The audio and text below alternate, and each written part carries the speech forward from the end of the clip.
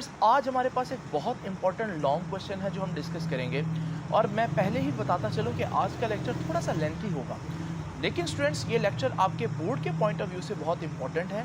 इस लेक्चर का नाम है जी मिलिकन्स ऑयल ड्रॉप एक्सपेरिमेंट। ये एक्सपेरिमेंट मिलिकन ने किस लिए किया था ये भी हम जानेंगे आज के लेक्चर में। और इस एक्सपेरिमेंट में क्या कंस्ट्रक्शन थी, क्या मेथोडोलॉजी थी, क्या वर्किंग थी, ये सारी चीज़ें हम देखेंगे। तो आइए स्टूडेंट्स स्टार्ट करते हैं आज का lecture. Students, Millikan oil drop experiment क्या है, इसको डिटेल में डिस्कस करेंगे क्योंकि लेक्चर लेंथी है और बहुत सी चीज़ें आप लोगों को बतानी है। इसलिए मैंने बुक की जो वर्डिंग है उसको ज़रा रिफाइंड करके आप लोगों के सामने लिख दिया और बुक की डायग्राम भी बना दिया। लेकिन आप लोगों ने इन चीज़ों पर ध्यान नहीं देना। जब इन चीज़ों को पढ़ना होगा या पॉइंट आउट करना होगा तो वो मैं कर दूंगा, लेकिन उससे पहले आप लोगों ने सिर्फ उसी चीज़ पर ध्यान देना जो मैं आप लोगों को बताऊंगा। तो स्टूडेंट, सबसे पहले तो देखते हैं कि हर एक्सपेरिमेंट करने का कोई ना कोई मकसद होता है। तो मिलिकन ने अगर ये एक्सपेरिमेंट किया है तो इस एक्सपेरिमेंट का मकसद क्या था? याद रखिएगा, इस एक्सपेरिमेंट का मकसद था to find charge on electron. एक इलेक्ट्रॉन पर कितना चार्ज होता है ये जानने के लिए ये एक्सपेरिमेंट किया गया था 1909 में। तो याद रखिएगा, ये लाइन में लिख देता हूँ कि in 1909 R.A. Millikan devised a technique, इसने एक टेक्निक बनाई। कैसी टेक्निक जी? To find charge on an electron. एक इलेक्ट्रॉन पर कितना चार्ज होगा ये जानने के लिए इसने ये सारा एक्सपेरिमेंट किया। स्टूडेंट्स, मैं एक बात आपको अभी यहाँ पर बताता चलूँ, वो बहुत इंपॉर्टेंट है। ये 1909 की बात है जब आप चार्ज फाइंड आउट करने जा रहे हैं। ये उस वक्त की बात है जब आपके पास मैस ऑफ इलेक्ट्रॉन जो है, इलेक्ट्रॉन का मैस वॉज नॉट नोन। वो इलेक्ट्रॉन का जो मैस है वो अभी हम लोगों को नहीं मालूम। तो ये बात आप लोगों ने जहन में रखनी है ताकि आगे चल के आप लोगों को परेशानी ना हो। नाउ स्टूडेंट्स, ये जो एक्सपेरिमेंट किया गया, इस एक्सपेरिमेंट की कंस्ट्रक्शन क्या थी अब हम ये देखेंगे। स्टूडेंट्स, आप लोग जानते हैं जब भी कोई एक्सपेरिमेंट हम लोग करते हैं तो हमारी कोशिश होती है कि वो एक्सपेरिमेंट जो है वो ऐसे सिचुएशन, ऐसी कंडीशंस में की जाए कि बाहर से इंटरफेरेंस कम से कम हो। यहाँ पर मिलिकन ने भी इस बात का ख्याल रखते हुए ये सारा एक्सपेरिमेंट बजाय ओपन करने के उसने एक क्लोज चैम्बर में किया। तो सबसे पहले तो आप लोग यही देखें कि आपके पास एक क्लोज चैम्बर होगा जिसको हमने सी का नाम दिया। तो स्टूडेंट्स, ये बात मैंने लिखी है कि एक ऑब्जर्वेशन चैम्बर सी होगा, जिसको मैंने यहाँ पर आप लोगों के सामने 2D में बनाया, लेकिन 3D में ये कुछ इस तरह से दिखेगा जैसे मैं आप लोगों को दिखा रहा हूँ। नाउ स्टूडेंट्स, इस चैम्बर के अंदर क्या होगा, अगली बात ये है, इस चैम्बर के अंदर याद रखिएगा 2 प्लेट्स होंगी जिस तरह की मैं आप लोगों को दिखा रहा हूँ। ये 2 प्लेट्स जो हैं इनको हम P और P डैश का नाम देते हैं। और ख़ास बात यह है कि जो ऊपर वाली प्लेट है P, उसमें दरमियान में एक छोटा सा होल H भी होगा। तो ये कंस्ट्रक्शन ज़रा जहन में रखें, यही बात मैंने आगे लिखी है कि 2 parallel plates P and P dash chamber के अंदर होंगी। The upper plate P has a hole H, जो अपर प्लेट है उसके अंदर एक होल H होगा। और ये बात मैंने आपके सामने 2D में यहाँ पर दिखाई है कि ये प्लेट है और ये ऊपर वाली प्लेट है और उसके दरमियान में एक होल H है। नाउ स्टूडेंट्स, आगे देखते हैं।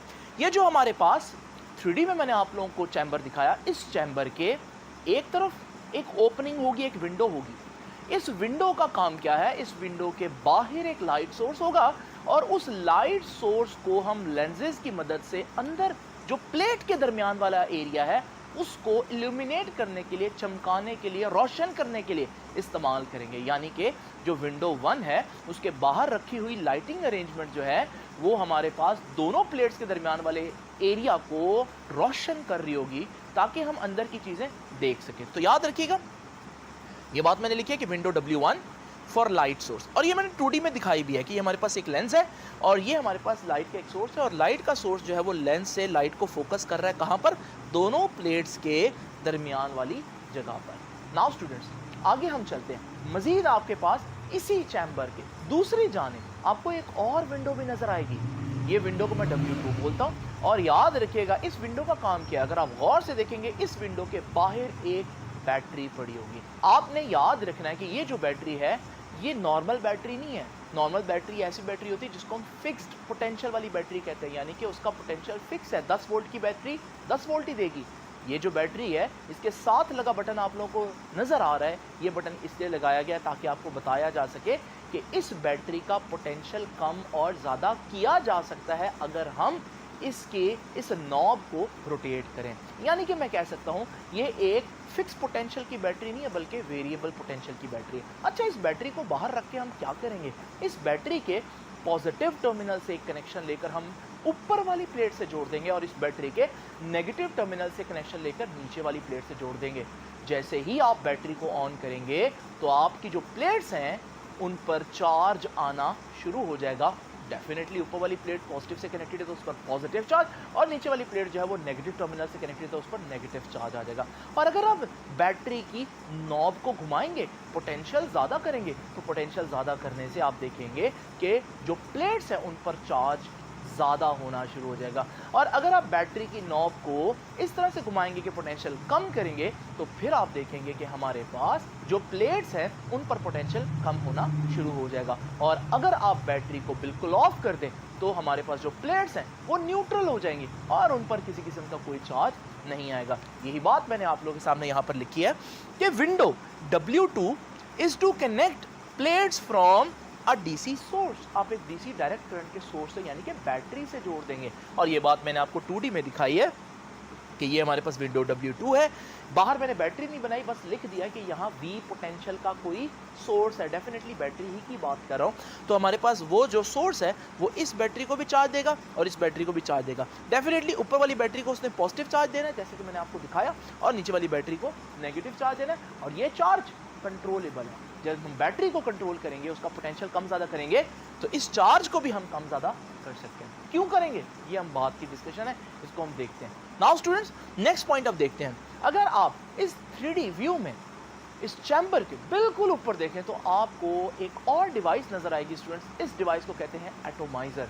इस एटोमाइज़र के अंदर डेफिनेटली हम लोगों ने कोई ऑयल डाला होगा।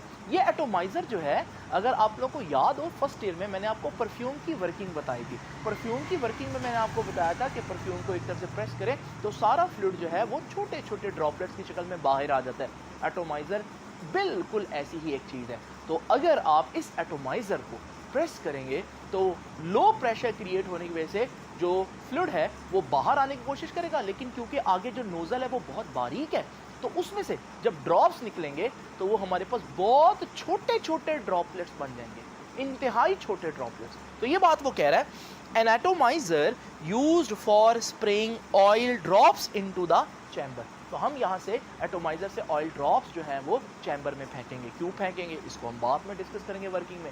देखिए स्टूडेंट्स, आप लोगों को एक बात तो पता चल गई होगी कि क्योंकि हम इस पूरे सिस्टम के अंदर, इस पूरे एक्सपेरिमेंट के अंदर ऑयल को यूज़ कर रहे हैं, इस वजह से इस एक्सपेरिमेंट का नाम जो है वो मिलिकन्स ऑयल ड्रॉप मेथड ही है।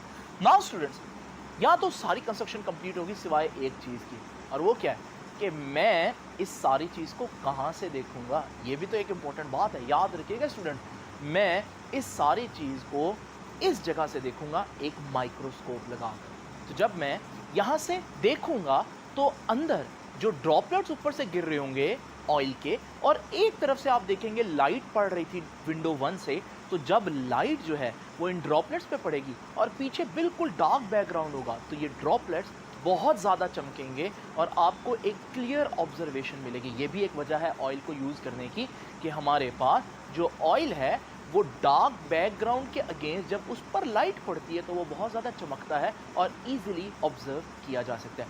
तो आप देख लीजिए दोबारा से कि माइक्रोस्कोप से व्यू हम कहाँ से ले रहे हैं। तो जब हम इस सारी चीज़ को व्यू करेंगे यहाँ से स्टूडेंट्स, ये मैं 2D में दिखा नहीं सकता क्योंकि मैंने आपको दिखाया कि ये चैम्बर है और चैम्बर के इधर यानी कि सामने से मैं व्यू कर रहा हूँ। अब ये तो आउट ऑफ द बोर्ड आ गया, मैं इसको दिखा नहीं सकता, इसलिए फिर यहाँ पर हम क्या करते हैं, यहाँ पर सिर्फ ये चीज़ बता देते हैं कि भाई ये जो सर्कल है ना, ये सर्कल शो कर रहा है कि इतनी जगह को मैं यहाँ से देख रहा हूँ। यानी कि यहाँ पर आपको सर्कल के साथ M लिखा आएगा कि ये वो व्यू है जो मुझे माइक्रोस्कोप M से नज़र आ रहा है। तो स्टूडेंट्स, आप लोग देख सकते हैं कि असल में अगर आप देखें तो 3 डायमेंशनली ये सारा स्ट्रक्चर बनता है, लेकिन अगर हम इसको 2 डायमेंशनली, क्योंकि वाइट बोर्ड के ऊपर बनाना है, देखना चाहें तो फिर ये चीज़ इस तरह से बनेगी, और यही वो डायग्राम है जो आप लोगों ने अपने पेपर में बना ली। नाउ स्टूडेंट्स, क्वेश्चन ये आता है कि हमारे पास इस एक्सपेरिमेंट के ज़रिए इलेक्ट्रॉन पर चार्ज कैसे फाइंड आउट होगा।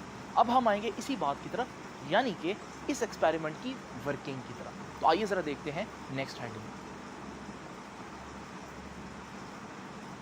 नाउ स्टूडेंट्स, आप लोग ये जानने के लिए बेताब होंगे कि ये एक्सपेरिमेंट किस तरह से हमें इलेक्ट्रॉन पर चार्ज मालूम करने में मदद करेगा। तो स्टूडेंट्स आइए ज़रा तवज्जो से और ज़्यादा ध्यान से देखते हैं, लेकिन उससे पहले मैं आपको एक बात बताता चलूँ। स्टूडेंट्स, मैंने आप लोगों को बताया था कि बॉडीज़ को चार्ज करने के कई तरीके हैं। उनमें से एक तरीका मैंने आपको बताया था, और वो था चार्ज बाय फ्रिक्शन या चार्ज बाय रबिंग। एक ही बात है। उसमें मैंने आपको क्या बताया था कि अगर मेरे पास एक बॉडी न्यूट्रल हो और मैं एक और न्यूट्रल बॉडी लूँ और दोनों को एक दूसरे पर रब करूँ, तो फिर क्या होगा, एक इलेक्ट्रॉन लूज करेगा, दूसरा उन्हीं इलेक्ट्रॉन्स को गेन कर लेगा, और हमारे पास एक बॉडी जो है उस पर नेगेटिव चार्ज इलेक्ट्रॉन हासिल करने की वजह से, और दूसरी बॉडी जो है उस पर पॉजिटिव चार्ज इलेक्ट्रॉन जो है वो लूज करने की वजह से आ जाएगा। This is charging of two neutral bodies by rubbing against each other. ये हम कहेंगे कि दो बॉडीज को चार्ज करना है एक दूसरे पर रब करके या फ्रिक्शन की वजह से, आप कह सकते हैं। स्टूडेंट्स, ये पुरानी बात मैं आपको यहाँ क्यों बता रहा हूँ, उसकी वजह बहुत सिंपल है। याद रखिए स्टूडेंट, वो जो हमारे पास चैम्बर था उसके बिल्कुल ऊपर एटोमाइज़र था। आप लोग जानते हैं कि एटोमाइज़र की जो नोज़ल है वो बहुत छोटी है। जब आप इसको पंप करेंगे तो आप देखेंगे बहुत ज़्यादा ऑयल इस छोटी सी नोज़ल में से निकलने की कोशिश करेगा। इस दौरान ये ऑयल एटोमाइज़र की दीवारों से टकराएगा। इस फ्रिक्शन की वजह से एटोमाइज़र को इलेक्ट्रॉन जो है वो लूज करने पड़ेंगे, और ऑयल ड्रॉपलेट वो इलेक्ट्रॉन जो है वो ले लेगा। नाउ स्टूडेंट्स, होगा क्या, इस वजह से एटोमाइज़र की जो दीवार है उस पर पॉजिटिव चार्ज, और जो ड्रॉपलेट्स निकल रहे हैं उन ड्रॉपलेट्स पर नेगेटिव चार्ज आ जाएगा। स्टूडेंट्स, अब ये जो ड्रॉपलेट एटोमाइज़र से निकल रहे हैं, ये खाली ड्रॉपलेट्स नहीं कहेंगे इनको, बल्कि मैं कहूँगा कि ये तो नेगेटिवली चार्ज ड्रॉपलेट्स निकल रहे हैं। तो आपने देखा कि एटोमाइज़र ने दो काम किए। पहला, पूरे ऑयल को छोटे छोटे बारीक कतरों में, फॉर्म में, स्प्रे में चेंज कर दिया। दूसरी इंपॉर्टेंट बात, ना सिर्फ उसने छोटे छोटे ड्रॉपलेट्स कर दिए, बल्कि उन ड्रॉपलेट्स पर अब नेगेटिव चार्ज भी आ चुका है। यही बात मैंने वर्किंग में सबसे पहले लिखी है। Students, the tiny droplets are spread into the chamber through a small nozzle of the atomiser. The droplet gets negatively charge. किस वजह से? Due to friction between the walls of atomiser and oil drops. तो उनके दरमियान जो friction है उस वजह से आप देखेंगे कि जो ऑयल ड्रॉपलेट्स हैं उन पर नेगेटिव चार्ज आ चुका होगा। अच्छा, एक बात मैं क्लियर कर दूं, ये ज़रूरी नहीं है कि हर ऑयल ड्रॉपलेट पर एक जैसा नेगेटिव चार्ज होगा। अगर आप ऑयल ड्रॉपलेट देखेंगे, किसी ने ज़्यादा इलेक्ट्रॉन एब्जॉर्ब किए होंगे, किसी ने कम इलेक्ट्रॉन एब्जॉर्ब किए होंगे, तो इस वजह से कोई ऑयल ड्रॉपलेट ज़्यादा नेगेटिवली चार्ज होगा, कोई ऑयल ड्रॉपलेट कम नेगेटिवली चार्ज होगा। तो फिर हमें इलेक्ट्रॉन पर चार्ज कैसे फाइंड आउट होगा, ये अभी बात की स्टोरी है, हम इसको देखेंगे कैसे टैकल करना है। लेकिन हम चलते हैं मज़ीद आगे वर्किंग पर। तो स्टूडेंट्स, ज़रा इमेजिन करें फिर से कि हमारे पास वो जो एटोमाइज़र था उसमें से ड्रॉपलेट्स निकल रहे हैं, और ड्रॉपलेट्स जो है वो नेगेटिवली चार्ज बनकर निकल रहे हैं। अब ये जो ड्रॉपलेट्स हैं, इनमें से कुछ ड्रॉपलेट्स प्लेट पर गिर जाएंगे, लेकिन some of them will pass through the hole of the upper plate. Upper plate में आपको याद है होल था, तो वहाँ से जब हमारे पास ऑयल ड्रॉपलेट जब नीचे गिर रहा होगा तो वो दोनों प्लेट्स के दरमियान में आ चुका होगा। स्टूडेंट्स, ज़रा तवज्जो कीजिए, ये कौन सी फोर्स है जो इन ऑयल ड्रॉपलेट्स को नीचे लेकर आ रही है? ये ज़मीन की ग्रेविटी इनको नीचे लेकर आ रही है, जो कि हर चीज़ को लेकर आती है। तो मैं यहाँ पर एक एरो बना देता हूँ, और वो एरो आपको याद दिलाता रहेगा कि इन पर नीचे को एक फोर्स लग रही है, और वो कौन सी फोर्स है? वो ग्रेविटेशनल फोर्स। नाउ स्टूडेंट्स, अगर तो मैं इनको ऐसे ही गिरने दूँ तो ये इस ग्रेविटेशनल फोर्स की वजह से नीचे आते आते गिर जाएंगे। मगर यहाँ पर अब एक ट्विस्ट है, मैं क्या करूँगा, ज़रा तवज्जो कीजिए। फिर से एक दफ़ा देखते हैं कि वो ऑयल ड्रॉपलेट जो हैं वो होल में से पास करके ग्रेविटी की फोर्स की वजह से नीचे आ रहे थे। अचानक से मैंने वो विंडो 2 वाली बैटरी ऑन कर दी। आपको मालूम है, जैसे ही बैटरी ऑन होगी तो ऊपर वाली प्लेट पर पॉजिटिव चार्ज आ जाएगा। अब पॉजिटिव चार्ज इस नेगेटिव ड्रॉपलेट को ऊपर खींचेगा, क्योंकि नेगेटिव पॉजिटिव को अट्रैक्ट करता है। जब ये इसको ऊपर को खींचेगा तो हमारे पास फिर से एक फोर्स डेवलप हो गई जो इस दफा ऊपर की जानिब है।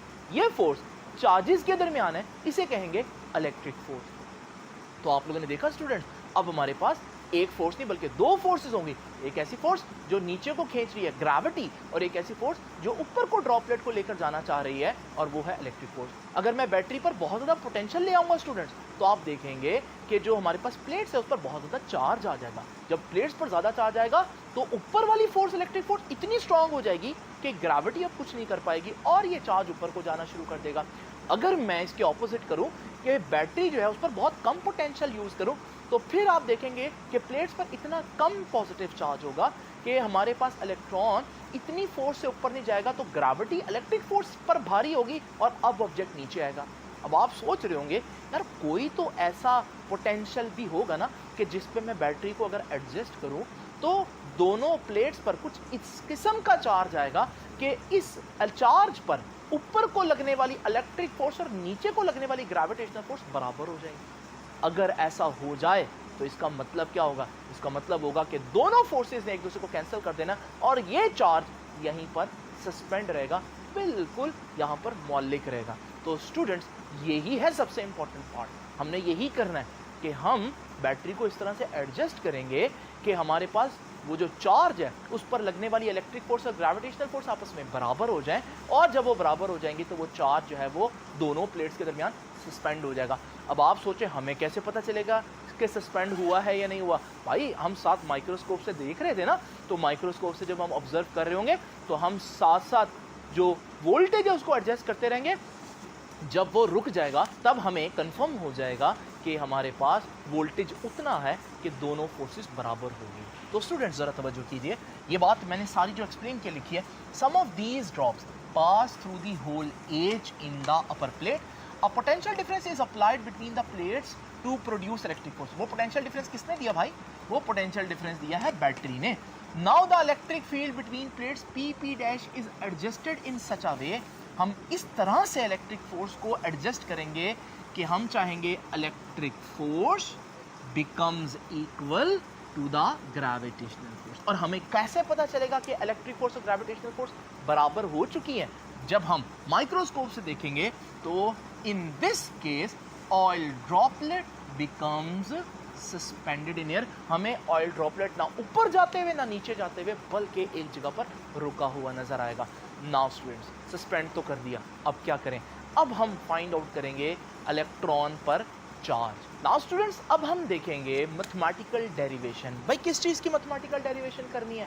डेफिनेटली हम चार्ज फाइंड आउट कर रहे हैं। किस पर चार्ज फाइंड आउट करेंगे? अभी वैसे तो इलेक्ट्रॉन पर करना है, लेकिन अभी हम ये देखेंगे कि वो जो ड्रॉपलेट जिसको मैंने सस्पेंड किया हुआ है, जिस पर दो बराबर की फोर्सेस लग रही है और वो रुका हुआ है बिल्कुल हवा में, इस पर कितना चार्ज है? यानी कि चार्ज ऑन इलेक्ट्रॉन नहीं लिखूंगा अभी मैं लिखूंगा चार्ज ऑन ड्रॉपलेट। तो याद रखिएगा, इसको मैं यहां पर लिख देता हूं कि चार्ज ऑन ऑयल ड्रॉप, उस ऑयल ड्रॉप पर कितना चार्ज है। नाउ स्टूडेंट्स, इसके लिए हमें इस इंफॉर्मेशन को यूज करना है। मैंने क्या बोला? इलेक्ट्रिक फोर्स और ग्रेविटेशनल फोर्स आपस में बराबर हो चुके हैं क्योंकि चार्ज सस्पेंडेड है, मूव ही नहीं कर रहा। तो इसका मतलब यहां से मैं कहूंगा कि Fe इलेक्ट्रिक फोर्स बराबर है Fg ग्रेविटेशनल फोर्स। अब इलेक्ट्रिक फोर्स का फार्मूला चैप्टर नंबर 12 के बिल्कुल स्टार्ट में मैंने आपको बताया था। इलेक्ट्रिक फोर्स का फार्मूला था students EQ, where E is the electric field between the plates. वो जो दोनों प्लेट्स हैं उनके दरमियान इलेक्ट्रिक फील्ड। Q उस ड्रॉपलेट पर चार्ज है is equal to Fg। Fg क्या है? Gravitational force. स्टूडेंट्स, आप लोग जानते हैं कि जब आप ज़मीन के बिल्कुल करीब हों तो ग्रेविटेशनल फोर्स यानी कि ज़मीन आपको अपनी तरफ जिस फोर्स से खींचती है वो आपके अपने वेट के ही बराबर होती है। और वेट को तो आप लोग जानते हैं mg, W is equal to mg। अब आप लोग क्या फाइंड आउट करना चाहते हैं? Charge on oil droplet. इस सूरत में ये जो चार्ज आप ये Q फाइंड आउट करना चाहते हैं। अब ये Q कैसे फाइंड आउट करेंगे? Q इज इक्वल टू ये E उधर जाकर डिवाइड हो जाएगा, तो mg ओवर E। लेकिन स्टूडेंट्स, एक पुरानी बात बताता चलूँ आप लोगों को। पोटेंशियल ग्रेडियंट में हम लोगों ने ये पढ़ा था कि हमारे पास इलेक्ट्रिक फील्ड किसके बराबर होती है? Potential gradient. ये formula E is equal to V over D। V क्या है? पोटेंशियल और डी क्या है, डिस्टेंस बिटवीन द प्लेट्स। ये चीज़ मैं अब डिटेल में डिस्कस नहीं करूँगा क्योंकि ये पोटेंशियल ग्रेडियंट के आर्टिकल में ही हम लोगों ने बहुत डिटेल में डिस्कस किया था। फिलहाल बस मैं हवाला दे रहा हूँ इसका। तो यहाँ ई की जगह मैं वी ओवर डी पुट करूँगा, तो Q is equal to M G, और ई की जगह वी ओवर डी। और स्टूडेंट्स आप लोग जानते हैं इस डिनोमिनेटर के नीचे डिनोमिनेटर में जो चीज़ आएगी वो ऊपर चली जाएगी। ये बड़ा बेसिक मैथमेटिकल रूल है।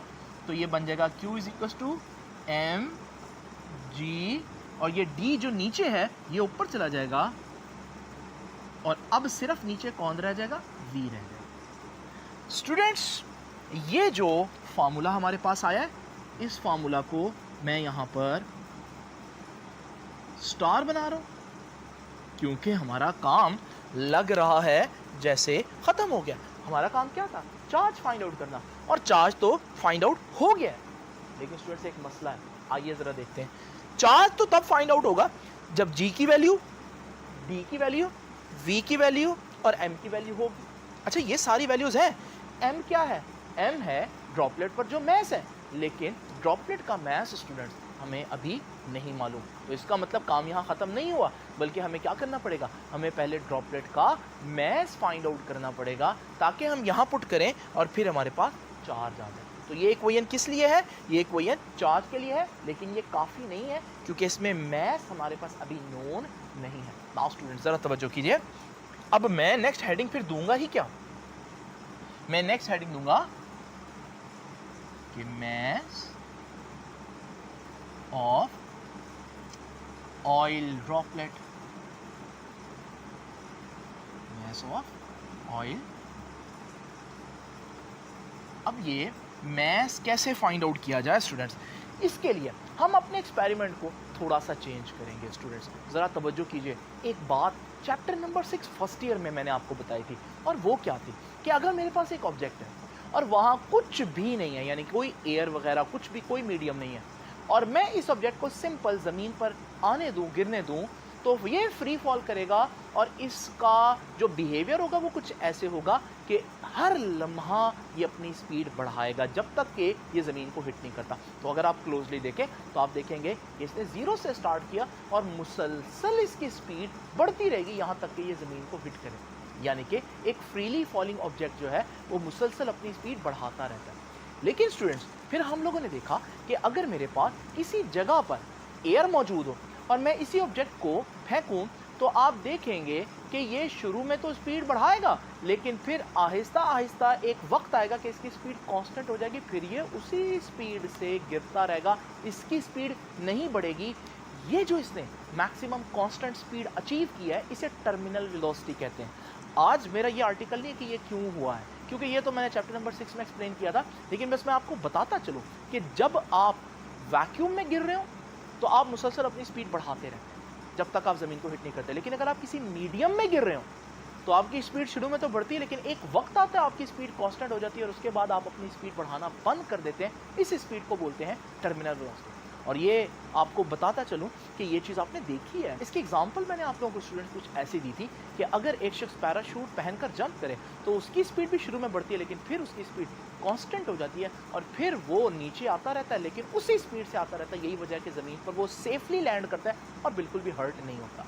तो स्टूडेंट्स याद रखिएगा, ये चीज़ बहुत इंपॉर्टेंट है। अब इसकी एप्लीकेशन यहाँ कहाँ है, तो स्टूडेंट्स ज़रा तवज्जो कीजिए। वो जो ड्रॉपलेट था हमारे पास जो प्लेट में दाखिल हुआ था, अब मैं क्या करूँगा, ज़रा इमेजिन करें, यहाँ रोकते हैं। मैं यही करूँगा कि मैं अब के बैटरी बिल्कुल ऑफ कर दूँगा। आपको याद है जब बैटरी हम ऑफ कर देंगे तो इसका मतलब है कि अब प्लेट्स के ऊपर कोई चार्ज नहीं होगा। जब प्लेट्स के ऊपर चार्ज नहीं होगा तो आपको मालूम है कि ड्रॉपलेट फिर नीचे आएगा ग्रेविटी की वजह से, लेकिन दरमियान में हवा भी तो होगी।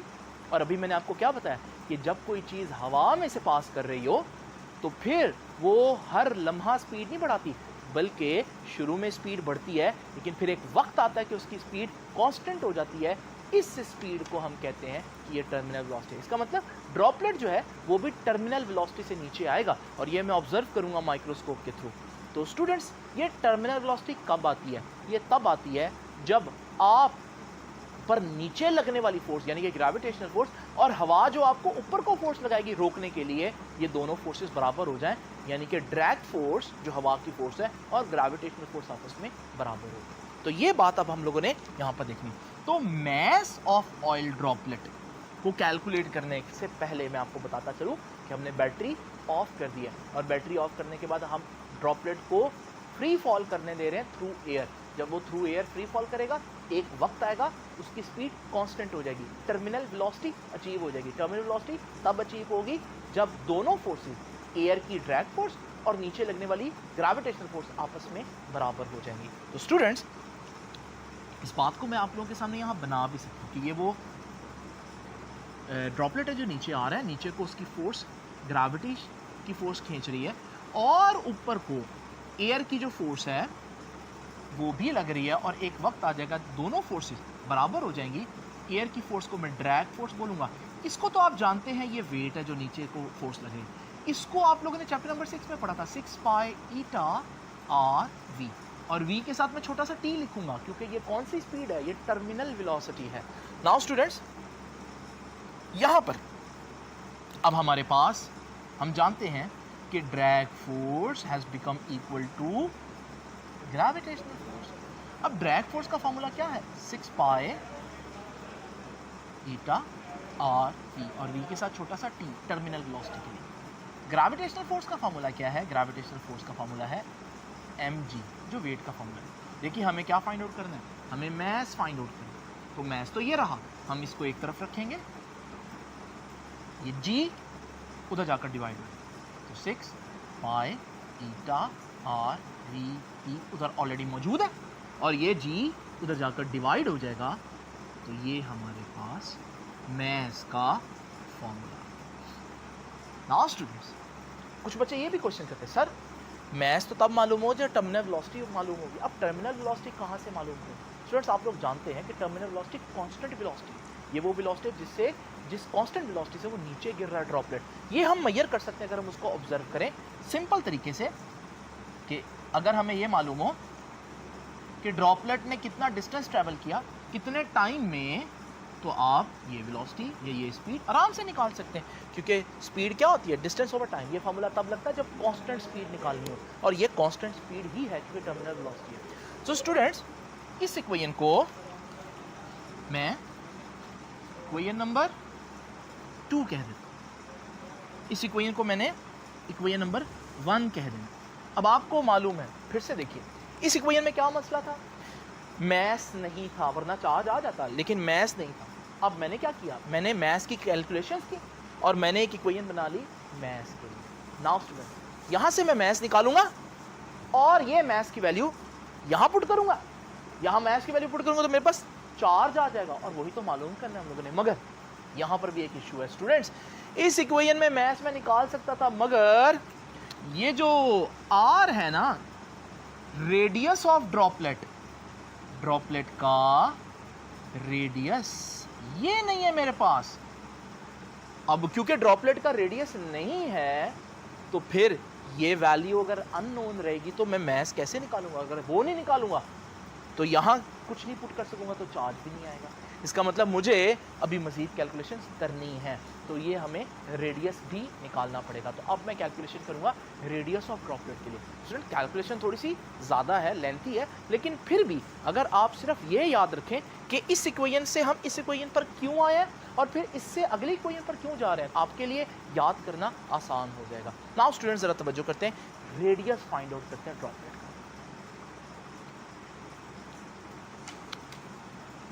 यहाँ मैं हेडिंग दूंगा radius of droplet. Now students, droplet का रेडियस कैसे फाइंड आउट करना है, इसके लिए बड़ा सिंपल एक तरीका है। आप लोग जानते हैं कि हमारे पास डेंसिटी किसके बराबर होती है, डेंसिटी होती है मैस ओवर वॉल्यूम। देखिए डेंसिटी को क्या सिंबल दिया, रो का। अगर डेंसिटी मैस ओवर वॉल्यूम है तो मैस किसके बराबर आएगा, मैस बराबर आएगा डेंसिटी इनटू वॉल्यूम। ये वॉल्यूम इधर डिवाइड हो रहा हो तो जाकर मल्टीप्लाई हो जाएगा। नाउ स्टूडेंट, जरा तवज्जो कीजिएगा, यहाँ पर हमारे पास ये v क्या है, ये v है वॉल्यूम, और किसका वॉल्यूम, ड्रॉपलेट का, और एक छोटा ड्रॉपलेट अगर आप शेप में देखेंगे तो क्या होता है, एक सफ़ेयर होता है। तो हमारे पास सफ़ेयर छोटा हो या बड़ा हो, उसका वॉल्यूम का फॉर्मूला सबके लिए सेम होता है, और वो वॉल्यूम क्या है, वॉल्यूम है 4/3 पाई आर क्यूब। ये दुनिया के हर सफ़ेयर का, छोटा हो या बड़ा हो, ज़मीन हो अगर सफ़ेयर इमेजिन कर लें, या छोटा सा ड्रॉपलेट हो, तो उन सब के वॉल्यूम का यही फॉर्मूला है। और साथ ये रो आ जाएगा, तो इसको भी मैंने एज इट इज लिया। तो हमारे पास ये आंसर आ गया 4/3 पाई आर क्यूब रो।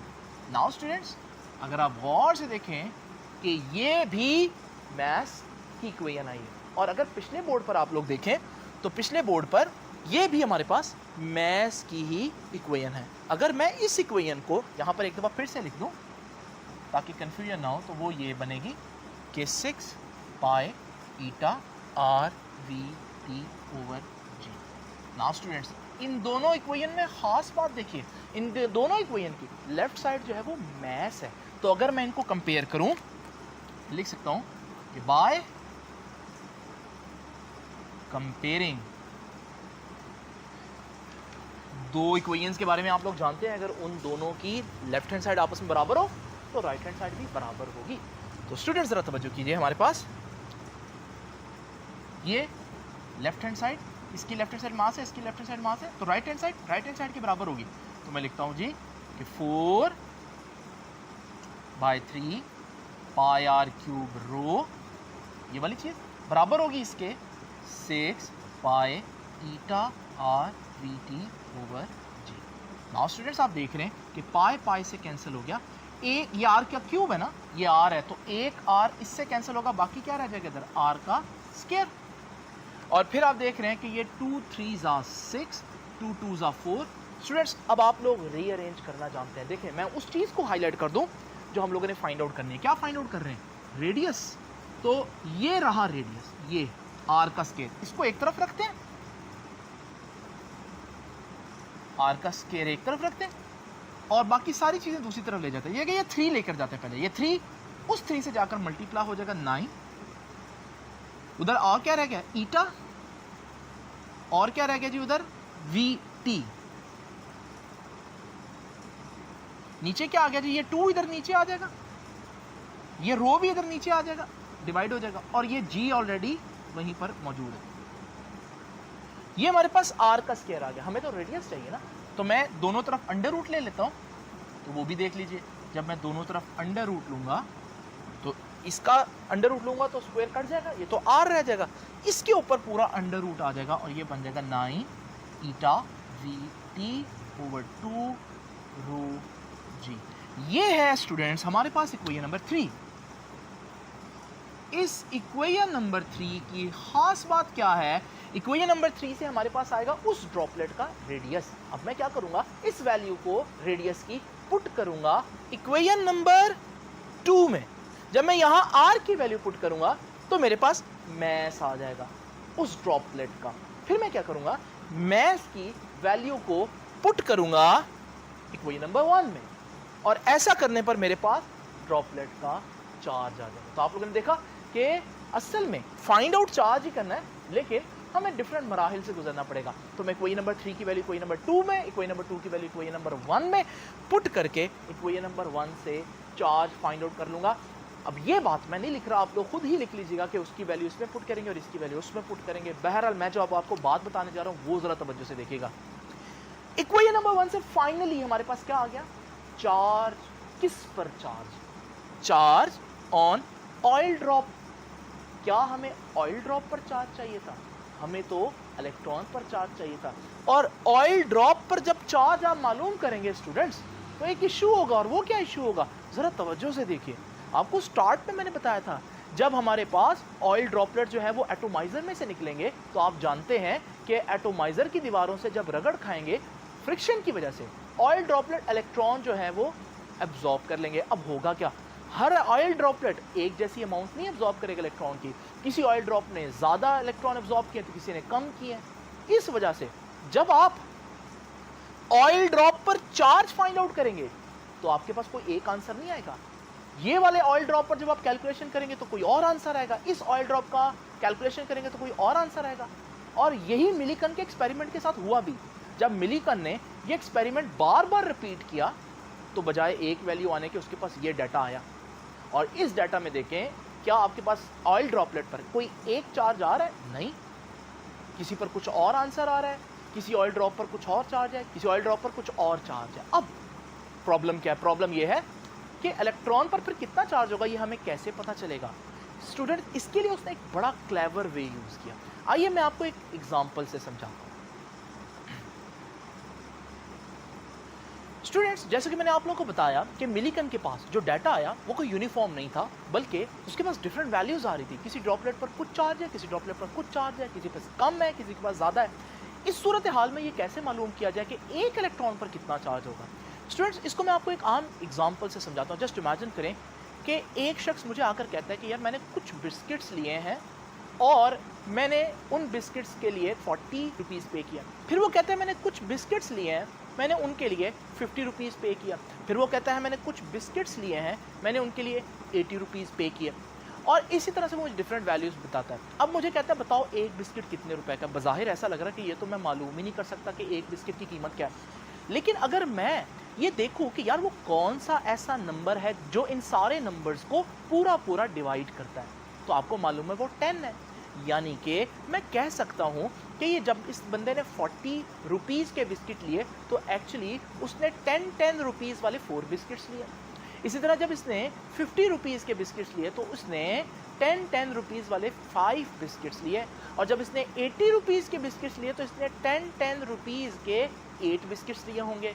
इससे मुझे पता चला कि एक बिस्किट की कीमत जो है वो 10 रुपये है। तो यहाँ पर भी हम कुछ ऐसा ही करेंगे। तो जब हमने मिलीकन का डाटा देखा तो हमने देखा ना कि भाई इनमें कौन सा ऐसा नंबर है जो सबको पूरा पूरा डिवाइड कर सकता है। तो जब मैंने गौर से देखा मुझे पता चला वो नंबर है 1.6 इंटू 10⁻⁻19। क्योंकि अगर मैं इस वैल्यू को देखूं तो मैं कह सकता हूं ये वैल्यू असल में 1.6 इंटू 10⁻⁻19 का डबल है। और इसी तरह से इस वैल्यू को देखूं तो मैं कहूंगा ये 1.6 इंटू 10⁻⁻19 का 3 टाइम्स है। और इस वैल्यू को देखूं तो मैं कहूंगा ये 1.6 इंटू 10⁻⁻19 का 4 टाइम्स है। इसका मतलब इस वैल्यू में एक्चुअली में 2 इलेक्ट्रॉन्स हैं 1.6 इंटू 10⁻⁻19 चार्ज वाले। और इसी तरह इसमें 3 इलेक्ट्रॉन है 1.6 इंटू 10⁻⁻19 वाले। इसमें से कुल मिलाकर इस पर ये चार्ज है और इसमें 4 इलेक्ट्रॉन होंगे। तो फिर एक इलेक्ट्रॉन पर कितना चार्ज हुआ? एक इलेक्ट्रॉन पर 1.6 इंटू 10⁻⁻19, क्योंकि सारे नंबर्स इसी एक नंबर का या तो 2 टाइम्स हैं या 3 टाइम्स हैं या 4 टाइम्स हैं या 5 टाइम्स हैं। इसे कहते हैं यानी कि इंटीग्रल मल्टीपल है। तो स्टूडेंट्स, ये बात अब मैं यहाँ पर लिख देता हूँ एज ए कंक्लूजन। तो कंक्लूजन में हम देखते हैं कि मिलीकन ने क्या देखा। मिलीकन